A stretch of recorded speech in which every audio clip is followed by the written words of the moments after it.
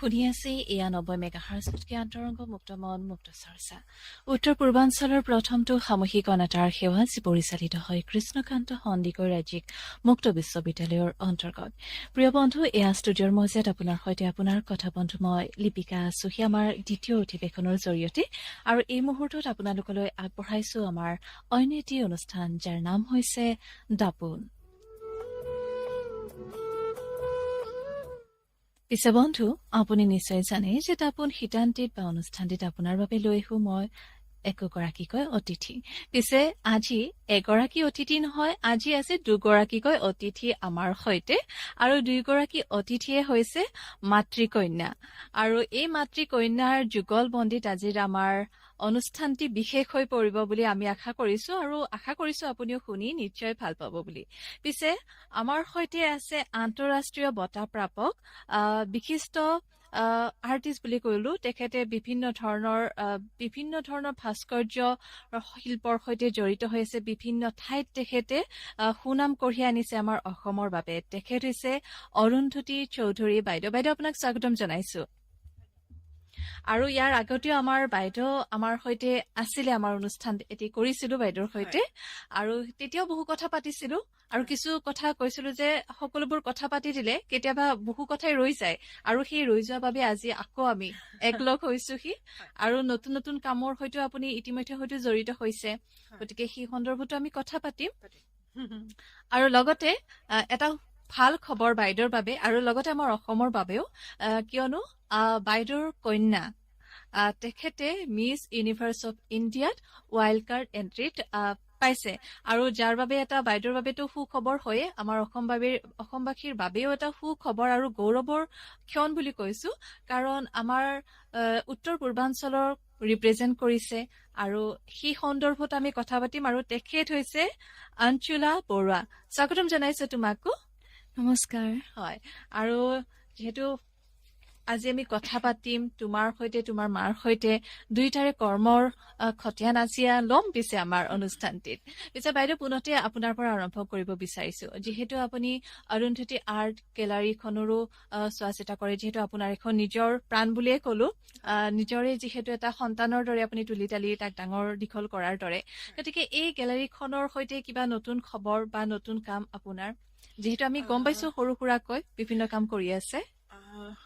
গেলেৰীটো actually মোৰ একদম হিয়াৰ আমঠু বুলি ক'ব পাৰি। মই গেলেৰীটো লৈ বহুত সপোন, একদম সৰু থকাৰ পৰাই মই আৰ্ট গেলেৰী এটা মোৰ হ'ব, সেই বস্তুটো মোৰ মনৰ ভিতৰত আছিলে, তাৰমানে পুহি ৰাখিছিলো, আৰু দেউতাই মোক সপোনবিলাক দেখুৱাই দিছিল। অৰুন্ধতী নামটো মই ৰাখিছো সেইকাৰণে, আৰ্ট গেলেৰী হলে অৰুন্ধতী আৰ্ট গেলেৰী। মই গানো গাইছিলো সৰুতে বা ভায়লিনো বজাইছো, তো ষ্টুডিঅ' হলে অৰুন্ধতীৰ ষ্টুডিঅ' তেনেকে ৰাখিব লাগিব, সেই বস্তুটো আছিল। তাৰপিছত গ'ল, আৰু পিছত যেতিয়া মই আৰ্ট গেলেৰীটো অপেনিং চেৰিমনিৰ কথা পাতিছো, তেতিয়া মানে আমি সকলোৱে বহি পেলাই নামটো কি হব আলোচনা কৰোতে আকৌ মায়ে মনত পেলাই দিলে কথাটো। এতিয়াতো দেউতা নাই, কিন্তু দেউতাই কোৱা কথাষাৰ মায়ে মনত পেলাই দিলে, তোৰ আৰ্ট গেলেৰীৰ নামটো ৰেডি হৈ আছে, জন্ম হওঁতে সেইটো ৰেডি হৈ আছে, বাকী বিলাক কাম কৰ। গতিকে নামটো তেনেকে আহিলে। তাৰপিছত মই 15 চনতে অৰুন্ধতী আৰ্ট গেলেৰীটো এষ্টাব্লিছ হৈছে, তো তেতিয়াৰ পৰা নেশ্যনেল এক্সিবিশ্যন, নেশ্যনেল আৰ্টৰ কেম্প, তাৰপিছতে এখন আৰ্টৰ ইনষ্টিটিউট আছে, ডিপ্ল'মা কোৰ্চ আছে অৰুন্ধতী কলা কেন্দ্ৰ নামেৰে, তেনেকে মই চলি আহি আছে। মাজতে অকমান কামবোৰ কমাই দিওঁ, ছোৱালীৰ পৰীক্ষা কিবা কিবি তেনেকে। তাৰপিছতে আকৌ এতিয়া তাইৰ পৰীক্ষা হৈ যোৱাৰ পিছত আকৌ মই এতিয়া ষ্টাৰ্ট কৰিছো। এইবাৰ 14 নৱেম্বৰত মই চিলড্ৰেনছ ডেৰ দিনাখন শিশুসকলৰ চিত্ৰ প্ৰদৰ্শনী এখন কৰিলো। গোটেই অসমৰ বহুত ল'ৰা ছোৱালীয়ে জইন কৰিলে, আৰু সেইখন প্ৰদৰ্শনী অসমৰ যথেষ্ট ভব্য চিনিয়ৰ লোকসকল, আমাৰ শিল্পী সাহিত্যিকসকলক মাতা হৈছিল, তেওঁলোকেও চাইছে, ভাল হৈছে এক্সিবিশ্যনখন যথেষ্ট। আৰু এটাই ভাল লাগিছে, অসমৰ যিখিনি ল'ৰা ছোৱালী আগবাঢ়ি উঠি অহা আমাৰ ভৱিষ্যত, তেওঁলোকে এখন প্লেটফৰ্ম পাইছে মোৰ গেলেৰীৰ সৈতে, যে তেওঁলোকে এখন ছবি আঁকিছে, তেওঁলোকে আঁকা ছবিখন লৈ ইয়াত ডিছপ্লে কৰিছে, আৰু অসমৰ মুধা ফুটা লোকসকলে তেওঁলোকৰ ছবি চাইছে, তেওঁলোকৰ লগত অন্তৰংগ আলাপৰ এটা শিতান ৰাখিছিলো, তেওঁলোকে সেইখিনি কৰিছে। গতিকে সেইটো এটা বাচ্চাখিনিৰ কাৰণে মই কাম কৰি আছো। প্লাছ মই নিজৰো আৰ্টৰ এক্সিবিশ্যন কেইবাখনো গ্ৰুপ এক্সিবিশ্যনো এনেকে কৰিলো। মোৰ গেলেৰীৰ থ্ৰুৰে গেলেৰীৰ পৰা শিল্পীসকলক লৈ পেলাই মই দেলহিত কৰিলো এখন নন্দীৰ ওপৰত এক্সিবিশ্যন, অকল নন্দীৰে ছবিৰে এক্সিবিশ্যন। তাত অৱশ্যে মোৰ ছোৱালীও জইন কৰিছিল দেই নন্দীখনকে। তাৰপিছত আমি তাৰপিছতে কেলকাতাত কৰিলো দুখনকে, দেলহিতো কৰিলো তেনেকে 2-3খনকে। এখন এক্সিবিশ্যনত কাৰণে আমি আচলতে ছবি আঁকিবৰ হলে ছবিবিলাক গোটেই দিনত মই মই যিহেতু গভৰ্ণমেণ্ট চাকৰি এটা কৰো, দিনত মই অফিচৰ কাম কৰি উঠি ৰাতি বহি ছবি আঁকো। সেই ছবিখন যেতিয়া এক্সিবিট হল, পিছত দেখিলো সেইখন ছবি এক্সিবিশ্যন হল যোৱা বছৰ।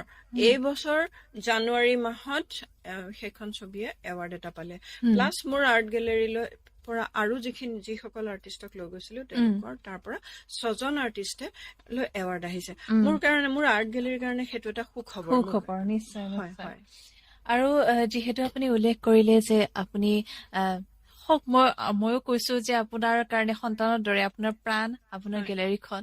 গতিকে আপুনি সৰুৰ পৰা যিটো কলে উল্লেখো কৰি গল যে আপোনাৰ দেউতাই আপোনাক সপোনবোৰ দেখুৱাইছিলে, আৰু এই যে পিতৃ মাতৃৰ বা যিটো এখন আশীৰ্বাদৰ হাত আমাৰ ওপৰত থাকে, সেয়া কিমান প্ৰয়োজনীয় সেয়া কথা হয়তো মই ভাষাৰে বুজাব নোৱাৰো। আৰু সেয়া এটা অনুভৱ আৰু উপলব্ধি, যাৰ বাবে হয়তো আপুনি সেই সপোনকে আজি আপুনি প্ৰকৃত ৰূপত জীয়াই আছে। আৰু এই ধৰক আপোনাৰ ছোৱালীও সমান্তৰালভাৱে আগবাঢ়ি গৈছে। এই ক্ষেত্ৰত এগৰাকী মাতৃ হিচাপে আপুনি খুবেই গৌৰৱান্বিত বুলি আমি জানো, তথাপি আমি সেই কথাষাৰ অনুভৱ কৰিছো। এতিয়া আপোনাৰ মুখেৰে জানিব বিচাৰিছো আপোনাৰ অনুভৱ কেনেকুৱা। তাই সৰুৰ পৰাই গানো গায়, সত্ৰীয়াও নাচে, খেলতো দিছো। তাই যোনফালে যাব তাই ভাল লগা মতে তাই যাব। গানৰ বাৰু প্ৰগ্ৰেম ইটো সিটো কৰি থাকে। তাৰপিছত এতিয়া তাই পৰীক্ষাও আছে, পৰীক্ষাও দিছে। তাৰপিছত তাই কলে মই এইটো যাম। মই কৈছিলো আৰু প্ৰথমতে যে নীট আছে, নীটৰ এক্সাম দি উঠি যাবা। তাৰপিছত তাই পাৰিম বুলি কলে, তেতিয়া বাপেকেও কলে ঠিক আছে পাৰিম বুলি কৈছে যেতিয়া লৈ গলো। আৰু তাই ভাল লগা মতে তাইৰ লাইফটো তাই বুজি পাব। আৰু তেহে লাইফটো এবাৰেই আহে, হয় নে নহয়? মই জোৰ কৰি এটা লাইনত তাইকটো ভৰাই দিলে নহব। তাই যিহেতু ভাল পায়, তাই গৈছে, আৰু আমি লগত আছোৱেই। আৰু মোৰ কথা হৈছে যিটো কামেই কৰা শুদ্ধ গ্ৰামাৰেৰে সৈতে, প্ৰত্যেকটো বস্তুৰ এটা গ্ৰামাৰ থাকে, হয়নে? শুদ্ধকে শিকি তাই যদি কৰে, তাত বয়সৰ কথা নাহে যে তাই সৰু হৈ আছে নেপাব। সেইকাৰণে মই ভাবিছিলো প্ৰথমতে তাই বয়স কম আছে, তাই পাবনে নেপায় বা, ঠিক আছে তাই বিচাৰিছে তাই যাওকচোন। কিন্তু তাই যেতিয়া পালে তেতিয়া মই ভাবিছো নিশ্চয় তাই শুদ্ধকে কৰিছে, হয়নে? আৰু এটা তাই পৰিৱেশত ডাঙৰ হৈছে, সাংস্কৃতিক পৰিৱেশ এটাত তাই ডাঙৰ হৈছে, যিহেতু তাই এই বস্তুবোৰক তাই খুব সন্মানেৰে সৈতে তাই গ্ৰহণ কৰে। ঠিকে। এতিয়া আহিছো কন্যাৰ ওচৰলৈ। আৰু এইবাৰ প্ৰথম ৰেডিঅ'ত তুমি আহিছা, এটা ভাল এটা সুনাম এটা লৈ আহিছা, নহয় জানো? অলপ নাৰ্ভাছ হৈ আছা? একো নাই বাৰু। গতিকে তোমাৰ এই যিটো যাত্ৰা মডেলিঙৰ ক্ষেত্ৰত, যিহেতু মায়ে তোমাৰ কথাখিনি কলে, তোমাক সকলো ক্ষেত্ৰতে আগবঢ়াই দিছে। তুমি যি ভাল পাইছা, যেনেদৰে কৰিব বিচাৰিছা, আচলতে এগৰাকী অভিভাৱক হিচাপে তোমাৰ মা আৰু দেউতাই তোমাৰ লগত সদায় আছে, আৰু আগন্তুক সময়লৈ থাকিব, আশীৰ্বাদ নিশ্চয় আছে। কিন্তু তুমি যে আগবাঢ়ি গলা, এই দিশটোত মই যাম বুলি ভাবিলা তুমি নিজে, এই বস্তুটো তোমাৰ কেনেকে আহিল? তাৰমানে আগৰ পৰা কাৰোবাক দেখি ইনস্পায়াৰ হলা, নে সেই বস্তুটো সৰুৰ পৰা আছিলে তোমাৰ? অকনমান যদি কোৱা। হয়, সৰুৰ পৰাই মই গান গাই ভাল পাওঁ, নাচি ভাল পাওঁ, স্পৰ্টছতো আছো, বাস্কেটবল খেলি ভাল পাওঁ, চুইমিং কৰি ভাল পাওঁ, লং টেনিছ খেলি ভাল পাওঁ। আৰু মই আগতে কি কৰিছিলো, সৰু থাকোতে মই নতুন কাপোৰ যেতিয়া আনো, মই পিন্ধি কেনে মডেলিং কৰিছিলো মা পাপাৰ সন্মুখত।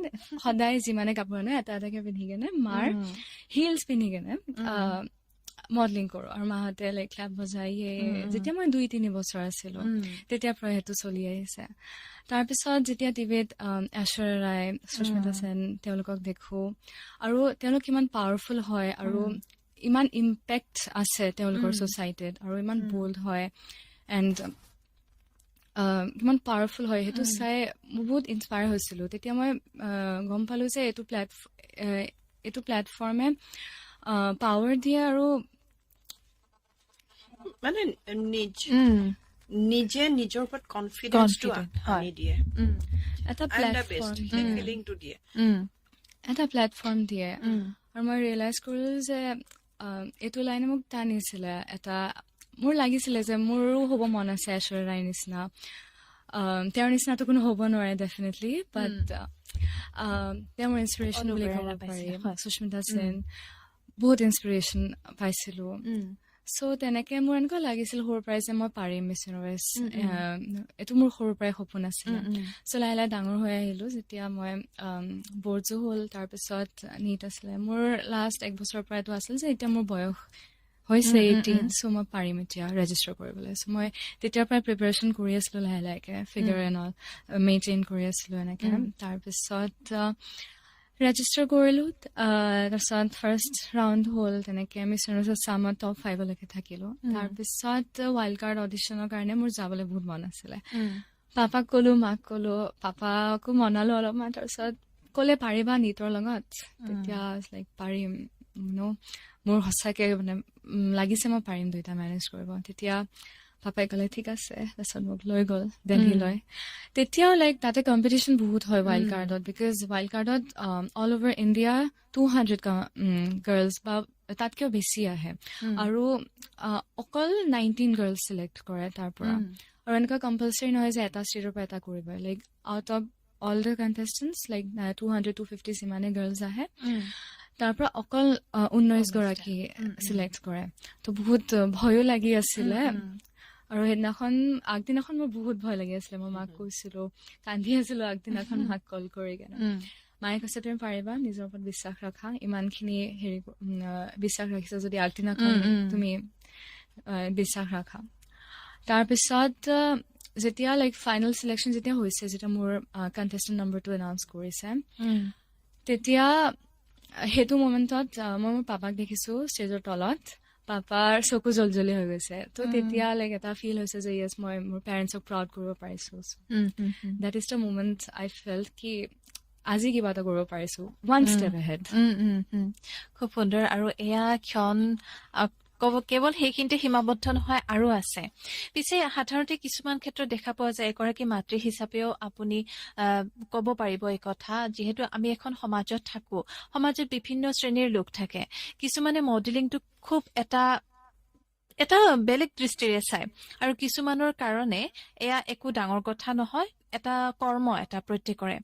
গতিকে বহুতে হয়তো এইটো নাজানে যে কেৱল এগৰাকী মডেলিং বা ব্যক্তি এগৰাকীয়ে বা ল'ৰা হওক বা ছোৱালীয়ে হওক, যেতিয়া এগৰাকী মডেল হিচাপে তেওঁ সুপ্ৰতিষ্ঠিত হয়, তেতিয়া কেৱল কাপোৰ অৰ্থাৎ পোচাক ইত্যাদি বা নিজৰ হাইট বা সৌন্দৰ্যই কেৱল কথা নহয়, তেওঁৰ ব্ৰেইনটো, অৰ্থাৎ তেওঁক বিভিন্ন ধৰণৰ প্ৰশ্ন সোধা হয়। তাৰ পিছতহে এগৰাকীক বিজেতা হিচাপে নিৰ্বাচন কৰা হয়। কিমান এটা গুৰুত্বপূৰ্ণ এটা কথা থাকেই যায় আচলতে, কাৰণ ইমানখিনি ব্যক্তিৰ মাজৰ পৰা এগৰাকীক নিৰ্বাচন কৰাটো সহজ নহয়। গতিকে এই যিটো সমাজৰ আমাৰ কিছু সংখ্যকৰ মানসিকতা আছে, এই ক্ষেত্ৰত আপুনি কি ক'ব বিচাৰিব এগৰাকী নাৰী হিচাপে আৰু লগতে এগৰাকী মাতৃ হিচাপে? এগৰাকী নাৰী হিচাপে কথাটো এনেকুৱা হয় যে যিকোনো কাম নাৰীয়ে কৰিলে প্ৰত্যেকে কিয় আঙুলিয়ায়, তাত পুৰুষক কিয় আঙুলিয়াই নাথাকে। কিন্তু নাৰীসকলে সদায় পৃথিৱীখন ছেভ কৰে, সদায় নাৰীসকলেই কিয় বচাব লাগে, পুৰুষসকলে কিয় আঙুলিয়াই? যে তেওঁলোকৰ আঙুলিয়াবৰ কাৰণে হেৰি আছে জানো? মানে সিমানখিনি নিজৰো থাকিব লাগিব কোৱালিটি, যে তুমি কাক কথা কৈছা, নিশ্চয়, হয় নে নহয়? এইটোতো বিউটি উইথ ব্ৰেইন। তেওঁলোকে অকল নিজক ধুনীয়া কৰি ৰাখাটোৱে নহয়। আপুনি চাব যে ইয়াত উইনাৰসকল অকল ধুনীয়া নহয়, তেওঁলোকে যিবিলাক কুৱেশ্যন এনচাৰ পঢ়িব লাগে, যিমান পঢ়িব লাগে, যিখিনি পঢ়িছে মোক কৈছে যে মা ইয়াতকে নীট বহুত ইজি, নীটত এটা চিলেবাছ আছে, ইয়াত চিলেবাছ নাই, গোটেই ৱৰ্ল্ডৰ চব পঢ়িব লাগে, যিকোনো আহি যাব পাৰে, যিকোনো। আৰু আমি পৰীক্ষাত বহীখনত আমি বহি পেলাই লিখো, কোনেও নেদেখে, আমি আমাৰ মতে লিখি গৈছো, মাৰ্কছ পাইছো, মাৰ্কছটো হয়। কোনেও নুসুধে, সুধিব পাছ কৰিছা নে ফেইল কৰিছা। ঠিকে ইয়াত সেইটো নহয়। মানে মডেল গৰাকী ষ্টেজত ৰৈ থাকিব, তলৰ পৰা কুৱেশ্যন গোটেই সুধিব, পৃথিৱীয়ে গোটেই আচলতে পৃথিৱীয়ে তেওঁক চাই আছে, তেওঁ চবৰে সন্মুখত এনচাৰ দিব পাৰিব লাগিব এবাৰতে, আৰু তেওঁ উইনাৰ হ'ব। সেইগৰাকী কম ইণ্টেলিজেণ্ট হ'ব লাগিব নে, কম ব্ৰেইনী হ'ব লাগিব নে, এবাৰতে এনচাৰ দিছে, তাৰমানে তেওঁ নিজৰ ওপৰত কিমান কনফিডেন্স, কিমান কথা তেওঁ জানে, জানিব লাগিব সমস্তখন তেওঁ জানে কাৰণে পাৰিছে। গতিকে তেওঁক আমি সন্মান জনোৱা উচিত। আৰু মই দেখিছো এতিয়ালৈকে যিসকল ইয়াৰ খিতাপ অৰ্জন কৰিছে, যিসকলে ইয়াত অকল খিতাপ অৰ্জন কৰা গৰাকীয়ে নহয়, যিসকলে ইয়ালৈ গৈছে সকলো ইমানেই ব্ৰেইনী, তেওঁলোকৰ যিসকল আগতে জিকিছে, আপুনি সুস্মিতা সেনক চাওক বা ওচৰে, তেওঁলোকৰ লাইফত তেওঁলোকে কিমান এচিভ কৰিছে, তেওঁলোকৰ প্ৰত্যেক ক্ষেত্ৰত এচিভ কৰিছে, নিজৰ ল'ৰা ছোৱালী তোলাৰ ক্ষেত্ৰতো, হয়নে? সিহঁতকো ব্ৰেইনী কৰিয়ে তুলিছে, সিহঁতকো বিপথে যাবলৈ দিয়া নাই, কাৰণ তেওঁলোকৰ নিজৰ ব্ৰেইন আছে, মাকৰ ব্ৰেইন আছে, পাৰিছে। গতিকে তেওঁলোকৰ প্ৰত্যেক ক্ষেত্ৰত তেওঁলোক কি বুলি কয়, এটা চিধা ৰাস্তাত গৈ থাকিব পৰা সুযোগ্য আমাৰ ভাৰতৰ সন্তান, পৃথিৱীৰ সন্তান তেওঁলোক। গতিকে এই লাইনটো যথেষ্ট সন্মানজনক লাইন, আৰু যথেষ্ট ব্ৰেইনী নহলে নোৱাৰে। আৰু এটা কথা আছে, শিয়ালে আঙুৰটো টেঙা বুলি কিয় কয়? পাৰি খাবলৈ ঢুকি নেপায় কাৰণে কয়। যিসকলে ঢুকি নেপায় তেওঁলোকে কবই, যিসকলৰ কৰিবৰ কাৰণে যোগ্যতা নাই তেওঁলোকেহে তেনেকুৱা কথা কয়, বাকীবোৰে নকয়, কিন্তু সন্মান সহকাৰে কয়। আৰু লাহে লাহে দেখিবলৈ পোৱা গৈছে যে আমাৰ সমাজতো বহুখিনি এই চিন্তাৰ লাহে লাহে এতিয়া নাইকিয়া হবলৈ ধৰিছে, যদিও এচামৰহে আছে। বহুতে কিন্তু এই বস্তুটোক বা এই আমাৰ কৰ্ম বুলিয়ে কৈছো মই, এই কৰ্মটোক আঁকোৱালি লৈছে, কাৰণ এইটো এটা প্ৰফেশ্যন হয়।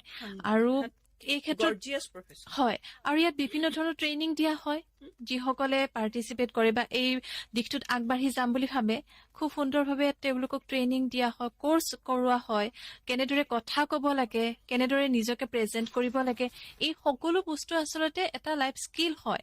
এইখিনি যদি প্ৰত্যেকৰে আমি যদি চাওঁ, কিছুমান কৰ্মক্ষেত্ৰত খুবেই জৰুৰী হৈ পৰে, যদিও এইটো মডেলিঙত নাযায় ঠিক চাবলৈ গ'লে, কিন্তু এইখিনি এনেও দৰকাৰ হয়, এইখিনি আচলতে জানিব লাগে। গতিকে সেই ক্ষেত্ৰত এইখিনি বস্তুক যদি আমি গ্ৰহণ কৰিব পাৰো, বাকীখিনিক আমি কিয় নোৱাৰো, তেনেকুৱা এটা কথা আহি পৰে বাৰু। যি নহওক, যিহেতু আমি মাতৃ আৰু কন্যা দুয়োগৰাকীয়ে সাংস্কৃতিক ক্ষেত্ৰত আগবাঢ়ি গৈছে, মাতৃৰ পৰাই নিশ্চয় কন্যাও এই সাংস্কৃতিক জগতৰ লৈ ভুমুকি মাৰিছে বুলি আমি ভাবিছো। আৰু গতিকে তোমাৰ ওচৰলৈ আহিছো যে মাৰ পৰা যিহেতু মায়ে ভায়লিন বজায়, গান গায়, আৰ্ট কৰে, গোটেইখিনিও তুমিও আয়ত্ত কৰি লৈছা। গতিকে সৰুতে জানিব বিচাৰিছো, মায়ে যেতিয়া ধৰা আৰ্ট কৰি থাকে বা গান গাই থাকে, তেতিয়া তুমি কেনেধৰণে তেওঁক অনুসৰণ কৰিছিলা? অকনমান সেই সৰুৰ কথাবোৰ যদি আমি দুয়োগৰাকীৰ পৰা জানিব বিচাৰো। সৰু সৰু কথা থাকে, কিন্তু কেতিয়াবা খুবেই মানে সেই সৰু কথাবোৰে ডাঙৰ হৈ পৰে, কেতিয়াবা ভাল লগা এটা স্মৃতি হৈ পৰে, থাকি যায় বহু কথা, কিছুমান শিকিবলগীয়াও থাকি যায়। তাৰ মাজৰ পৰা অকনমান জানিব বিচাৰিছো দুয়োগৰাকীৰ পৰাই।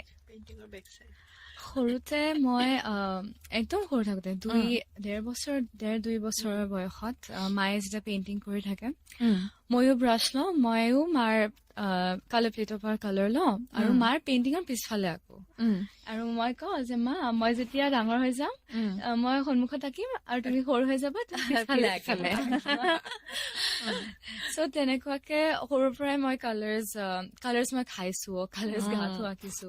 মায়ে তেনেকুৱাকে মোক লৈ মাও আঁকি থাকে, মোকো লৈ থাকে, তেনেকুৱাকে মই ডাঙৰ হৈছো আৰ্টিষ্টিক হেৰিত। মায়ে ভায়লিনো বজায়, মই ভায়লিনটো শিকা হোৱা নাই এতিয়ালৈকে বাছ।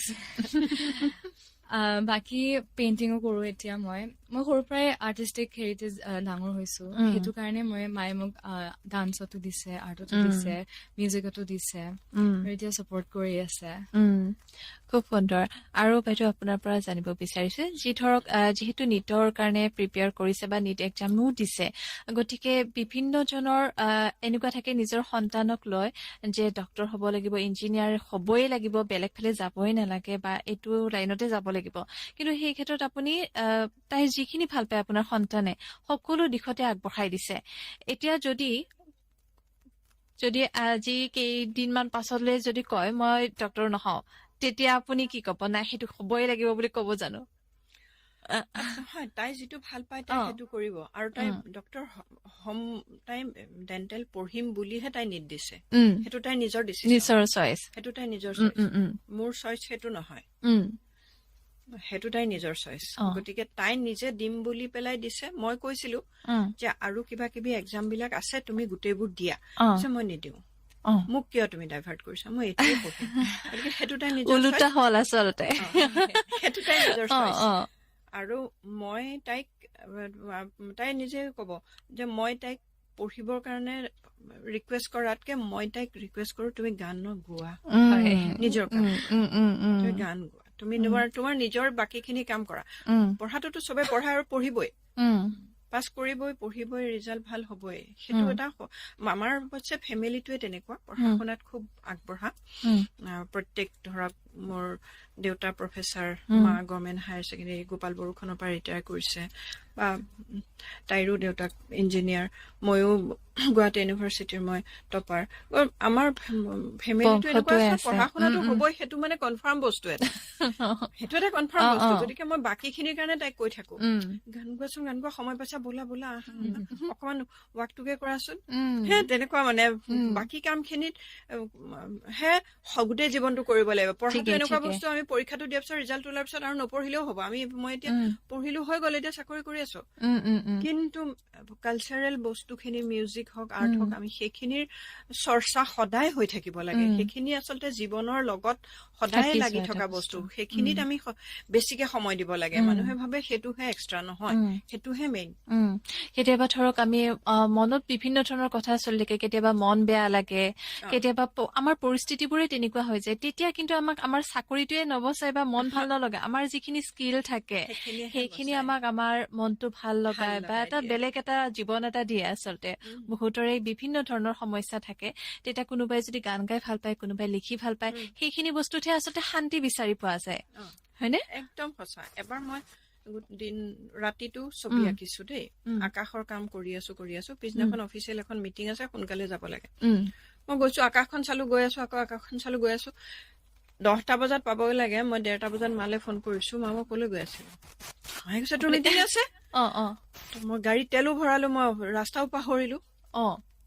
মানে তেনেকুৱা চিটুৱেশ্যন মোৰ হৈছে।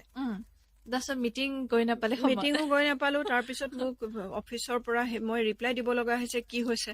তো মোৰ এইটো ছবিত সোমাই গুচি গলে, ৰাতিটো যদি ছবি আঁকিছো, ৰাতিপুৱা মই খাইছো নে নাই মনত নাথাকে, একো মনত নাথাকে, তেনেকুৱাও হয়।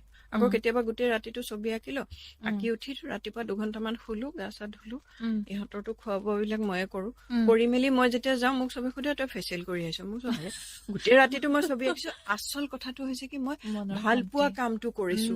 মই ছবিখন আঁকাৰ পিছত এটা সৃষ্টিৰ আনন্দটো এটা বেলেগ বস্তু।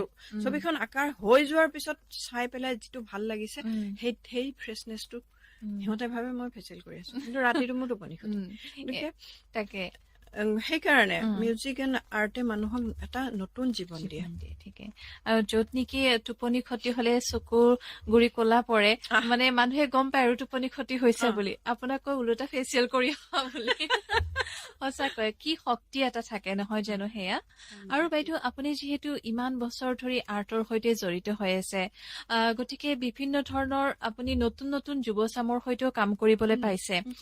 গতিকে এই কিবা পাৰ্থক্য দেখে নেকি, নতুন চামৰ পৰা শিকিবলগীয়া বা বিভিন্ন ধৰণৰ পাৰ্থক্য এটা থাকিব পাৰে জেনেৰেশ্যন গেপ এটাত?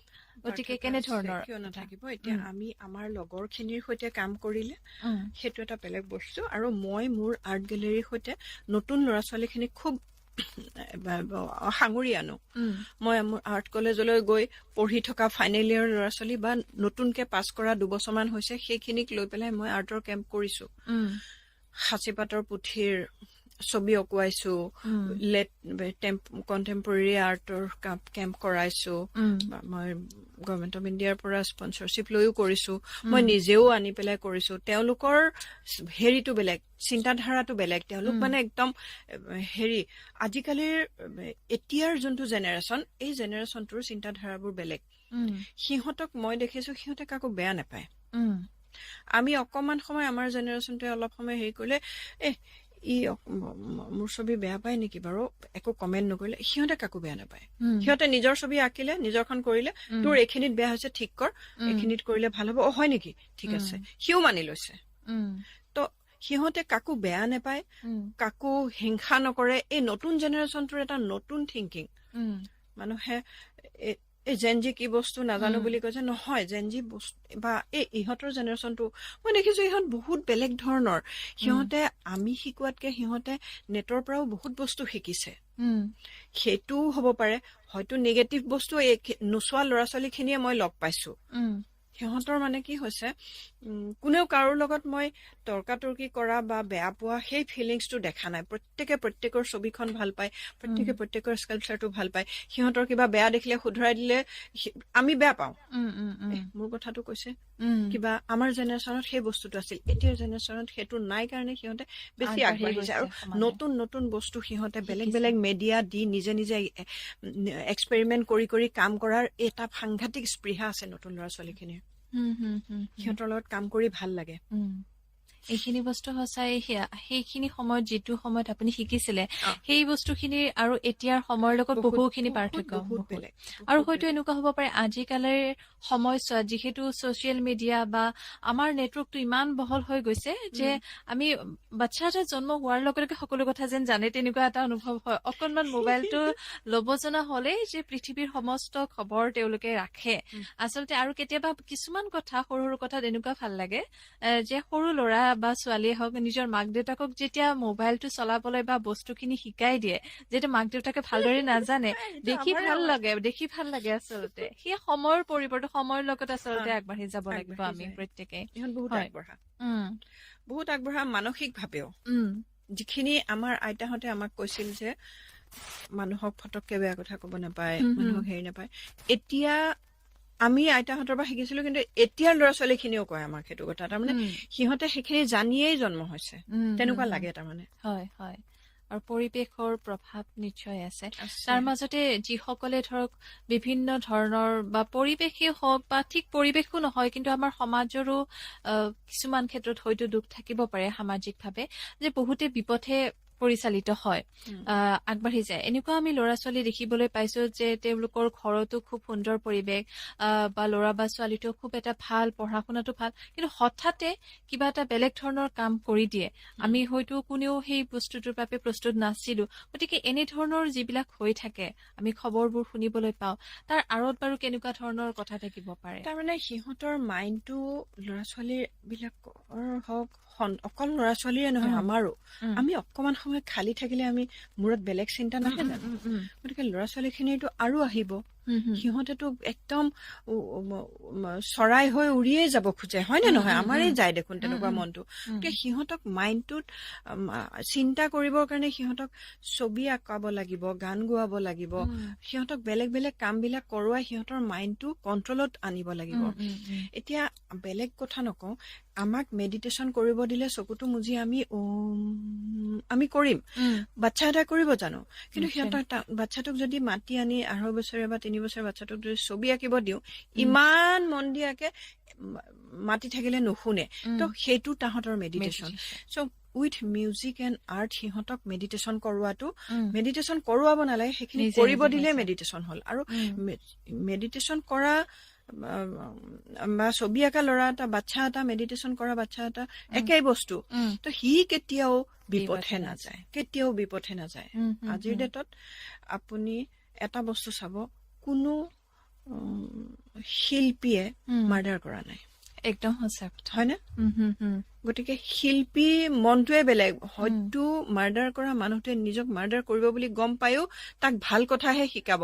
শিল্পী এজন তেনেকুৱা শিল্পী, আই মিন টু চে নট অনলি চিত্ৰশিল্পী, প্ৰত্যেকটো হেৰি। গতিকে তেওঁলোকৰ মানসিকতাটোৱে বেলেগ। তেওঁলোকে চব বস্তুৰ গ্ৰামাৰ চাব। আনকি গছজোপা লৰি থাকিলেও পাত কেইটা এফালে লৰিছে, তাতো যে এটা গ্ৰামাৰ আছে তাকো চাব। তাৰমানে যেতিয়া মাইনিউটলি প্ৰত্যেকৰে চেণ্টিমেণ্ট বুজিব, সি কেতিয়াও বেয়া কাম নকৰে। এতিয়া মাক বাপেকৰ সেইটো উদ্দেশ্য যে দায়িত্ব, তেওঁলোকক ভাল পথলৈ অনাটো মাক বাপেকৰে দায়িত্ব। তেওঁলোকক আনি আমি ট্ৰেকত পেলাই দিলে সিহঁত আমাৰ ভৱিষ্যত। আমাৰ সন্তানটো বুলি আমি সিহঁতক সদায় গবা মাৰি ধৰি নাথাকো নহয়। সিহঁতে অসমৰ সন্তান, সিহঁতে ভাৰতৰ সন্তান, সিহঁতে চলাব। সিহঁতে আমাক দিব পিছত। উম, আমি জন্ম দিয়া আমাৰ মেইন দায়িত্ব হৈছে সিহঁতক শুদ্ধ পথত আনা। উম। আৰু খুব সুন্দৰ কথা ক'লে আপুনি। আৰু সেইবাবে হয়তো আমি শিল্পীসকল বা যিসকলে বিভিন্ন ধৰণৰ শিল্প কৰ্মৰ সৈতে জড়িত ব্যক্তি আমি দেখিবলৈ পাইছো বা লগ পাইছো, প্ৰত্যেকে ভাল পোৱা বিলাব জানে। উম। মনত হিংসা ভাৱটো আচলতে নাথাকে। উম, আৰু মানে কাৰোবাক চেৰাই মই যাওঁ বা আগ হৈ যাওঁ তেনেকুৱা নহয়, সমানেই আগবঢ়াই লৈ যাবলৈ যাব তেওঁলোকে লাগিব। ইচ্ছা প্ৰকাশ কৰে আচলতে। বাইদেউ, সঁচাকৈ আপোনাৰ যিহেতু আৰ্ট গেলাৰীখনো আপুনি খুব সুন্দৰকৈ চলাই গৈ আছে, ইফালে চাকৰিটো চলাই গৈ আছে, এফালে আকৌ আপুনি মাতৃ হিচাপে বিভিন্ন ধৰণৰ দায়িত্ব পালন কৰিছে, এতিয়া আকৌ দায়িত্ব আৰু বাঢ়ি গ'ল ছোৱালীৰ বাবে। গতিকে আগন্তুক পৰিকল্পনা কেনেকুৱা আপোনাৰ মানে শিল্প কৰ্মৰ সৈতে জড়িত কামখিনিৰ কথা সুধিছো। মই এতিয়া ধৰক মোৰ নিজৰ শিল্পৰ কৰ্মৰ উম, কথা সুধিছেনে মোৰ ছোৱালীজনীৰ? আপোনাৰ মোৰ ন? উম, ঠিক আছে। তাৰমানে মই এতিয়া মোৰ যিহেতু মই নিজে এটা প্লেটফৰ্ম বনাই লৈছো, মোৰ অৰুন্ধতী আৰ্ট গেলেৰী, হুম, হুম, কলা একাডেমী ফাউণ্ডেশ্যনৰ আণ্ডাৰত উম, অৰুন্ধতী আৰ্ট গেলেৰী আৰু অৰুন্ধতী কলা কেন্দ্ৰ।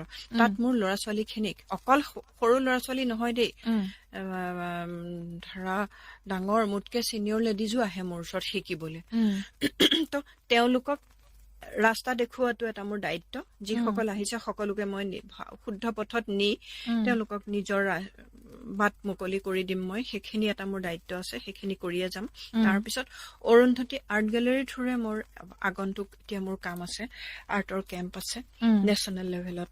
উম, তাৰপিছত মোৰ আৰ্টৰ এক্সিবিশ্যন আছে। উম, আৰু সেইখিনি মোৰ কোনো বাধ্যবাধকতা নাই যে মই অকল নতুন জেনেৰেশ্যনক লৈহে কৰিম। উম, মই নতুন জেনেৰেশ্যন উঠি অহা ল'ৰা ছোৱালীখিনিক লৈও কৰিম, উম, আমাৰ বয়সৰ খিনিক লৈও কৰিম আৰু ছিনিয়ৰ খিনিক লৈও কৰিম। উম, কাৰণ তেওঁলোকে আমাক ৰাস্তা দেখুৱাই দিছে।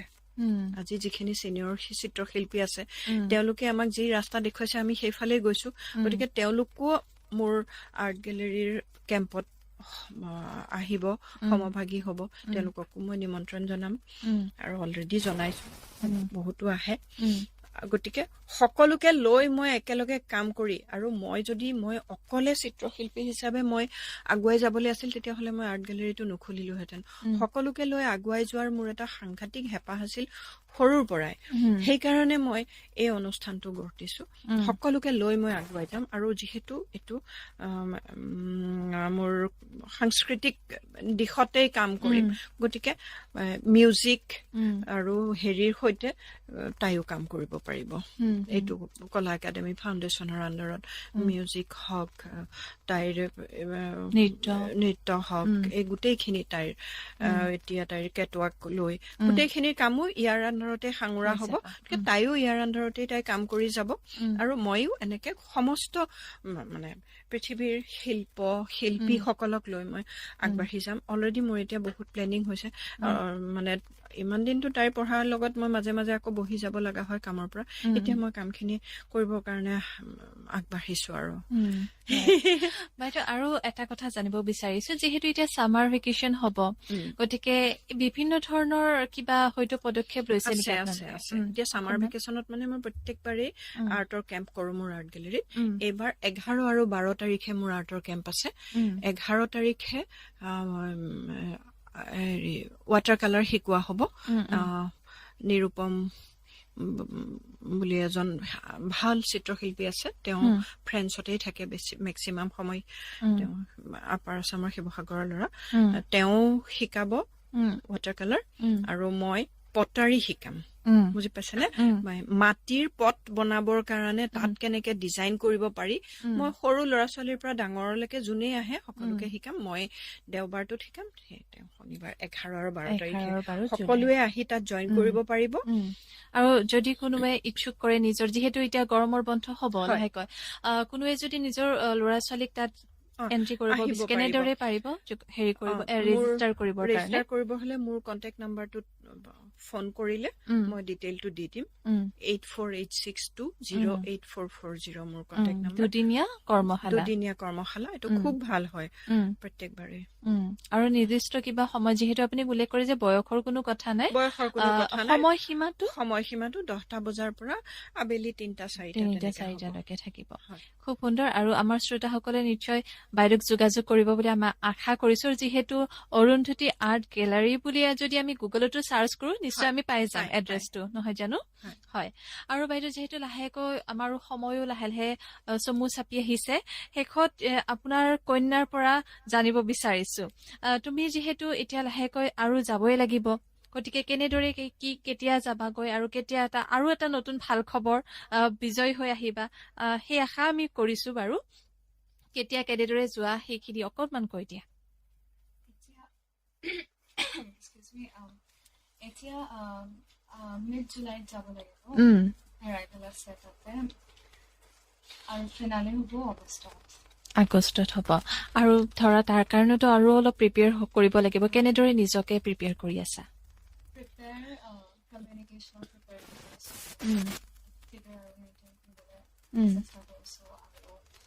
Skin care question answers practice কৰিছোঁ, আৰু ৱৰ্ল্ডৰ জেনেৰেল নলেজ, আছাম হিষ্ট্ৰী, আছামত কি চলি আছে, অসমত কি চলি আছে, কি প্ৰব্লেমছ হৈ আছে, কি প্ৰব্লেম মই বিচাৰিম চল্ভ কৰিবলৈ, সেয়া ঠাইবোৰ চাই আছোঁ। আৰু general knowledge all of India, ৱৰ্ল্ডত ক্লাইমেট চেঞ্জ, কি হৈ আছে প্ৰব্লেমছ, চব পঢ়ি আছোঁ। যিকোনো কুৱেশ্যন নিশ্চয় PI আছে, PI কাৰণে পঢ়ি আছোঁ, পাৰ্চনেল ইণ্টাৰভিউ, তাৰপিছত আৰু গাউনছ আৰু নেশ্যনেল কষ্টিউম ৰেডি কৰি আছে। বহুখিনি আচলতে প্ৰিপেৰেশ্যনটো কৰিবলগীয়া আছে আছে। প্ৰিপেৰেশ্যন। আচলতে এই দিশটোত সোমাই গলেহে আচলতে গম পোৱা যায় কিমানখিনি কষ্ট থাকে প্ৰতিগৰাকীৰে কণ্টেষ্টেণ্টৰ। আৰু যেতিয়া আমি দেখিবলৈ পাওঁ যে ষ্টেজত প্ৰত্যেকে শাৰী পাতি থিয় দি থাকে, সেই মুহূৰ্তটো কেনেকুৱা ৰোমাঞ্চকৰ হ'ব, বা কিমান ভয়, কিমান কি মনত চিন্তা থাকে প্ৰত্যেক গৰাকীৰে। আৰু যিহেতু তুমি ক'লাই যে তুমি ফিগাৰ মেইনটেইন কৰি আছা, বিউটি স্কিনৰ সৈতে জড়িত, যিহেতু আমাৰ শ্ৰোতাসকলেও আজিকালি বৰ্তমানতো সকলোৱে আমি প্ৰত্যেকে আমি নিজকে সুন্দৰ দেখিবলৈ প্ৰত্যেকেই চেষ্টা কৰো। আৰু তোমাৰ মাও ধুনীয়া, গতিকে তুমিও ধুনীয়া, ওখ পাখ, খুব সুন্দৰ ছোৱালী। আচলতে কেনেদৰে প্ৰিপেয়াৰ কৰি আছা নিজকে সৌন্দৰ্য চৰ্চাৰ ক্ষেত্ৰতো জানিব বিচাৰিছো। ধৰা কেনেধৰণৰ অকনমান যদি টিপছ দি তেতিয়া ভাল লাগিব ভৱিষ্যতৰ। হয়, স্কিন কেয়াৰ, চিন্স মোৰ অইলি স্কিন হয় আৰু একনে প্ৰ'ন স্কিন হয়, মোৰ মাজতে বহুত একনে হৈছিলে, এইটো 18 years টাইম হয়। সেইটো কাৰণে এতিয়া লাহেকে কমাইছোঁ, এক্সেচিভলি মই কেয়াৰ লৈ আছোঁ, 3 liters water সদায়। তাৰপিছত চেলিচাইলিক এচিড টোনাৰ হিচাপে, তাৰপিছত গ্লাইকলিক এচিড টোনাৰ হিচাপে, আৰু চেলিচাইলিক এচিড চিৰাম হিচাপে, তাৰপিছত মেইনটো ডায়েট আৰু skin care for oily skin, বাকী ডায়েট মেইনটেইন। বাকী পেটটো মেইন, আৰু পেটত যি যাব আচলতে সেইটোৱে আমাৰ মুখত আহিব। হয়, গতিকে ডায়েটৰ কথা ওলাল যেতিয়া বহুতে খীনাবও বিচাৰে নহয়, কেনেদৰে তুমি নিজকে মেইনটেইন কৰিছা? মই একচুৱেলি আমি যেতিয়া হিলছত হোল ডে প্ৰেক্টিচ কৰোঁ, বহুত বডি এক হয়, 6.5 inches হিলছত খোজকাঢ়িবলৈ বহুত অলৰেডি বহুত ৱৰ্কআউট হৈ যায় বডিটো। মই সেইটোতে মেক্সিমাম ক্ষীণাই গৈছোঁ, আৰু সেইটোৱে বহুত ডাঙৰ মানে কষ্টকৰ এক্সাৰচাইজ। আৰু বাকী ৱৰ্কআউট কৰি আছোঁ, লগতে খোৱা বোৱাটো হেল্ডি খালেই হৈ যায়, তেল মছলা নাখালে হয়। ভালে লাগিছে আৰু কথা পাতিবৰ ইচ্ছা আছে, কিন্তু যেতিয়া আৰু সময়ো আমাক দিব, সময় দিলে আমি পুনৰ এদিন লগ পাম। আৰু এইবাৰ মাতৃ কন্যা দুগৰাকীকে আমি লগ পাম, যিহেতু কন্যাও বিজয় হৈ আহিব। তেতিয়া এটা আমি মিউজিকেল ডুৱেট এটা কৰিম দুয়োগৰাকীৰ সৈতে। তেতিয়া আৰু বেছি ভাল লাগিব, যিহেতু দুয়োগৰাকী গান গায়, আপুনিয়ে ভায়লিন বজায়, গতিকে এটা মিউজিকেল এটা পৰিৱেশ আমি বিচাৰিম দুয়োগৰাকীৰ পৰা, সময় মিলাই আৰু এদিন আমি আকৌ বহিম। গতিকে আশা থাকিল এনেদৰে যি উজলি আহিছা, আকৌ এবাৰ অসমখনৰ লগতে মা দেউতাৰ লগতে নিজকো আৰু উজ্বলাই তুলিবা, আমাৰ আৰু উত্তৰ পূৰ্বাঞ্চলৰ এটা গৌৰৱ কঢ়িয়াই আনিবা বুলি আশা কৰিছো। আৰু বাইদেউ, আপুনি যেনেদৰে কাম কৰি আছে, আগলৈ এনেদৰে কাম কৰি যাওক, আৰু আমি বহিব পাৰো যাতে নতুন নতুন কামৰ আৰু পিছত কথা পাতিম, আৰু কিছু কথা নিশ্চয় যোগ হব সময়ৰ লগে লগে আগবাঢ়ি যাওক তাৰে আশা কৰিছো আৰু আজি যে এনেদৰে সময়খিনি দিলে তাৰ বাবে অশেষ ধন্যবাদ দুয়োগৰাকীলে ধন্যবাদ আপোনাকো ধন্যবাদ আপুনি ইয়ালৈ আমাক মাতি আনিছে নিমন্ত্ৰণ জনোৱাৰ কাৰণে বহুত ধন্যবাদ আগতে বাৰু মই আৰু বহিছো ইয়াতো ভাল লাগে বহি কথাৰ পাতি ৰাইজৰ সৈতে বহি বহুত ধন্যবাদ থাকিল বাইদেউ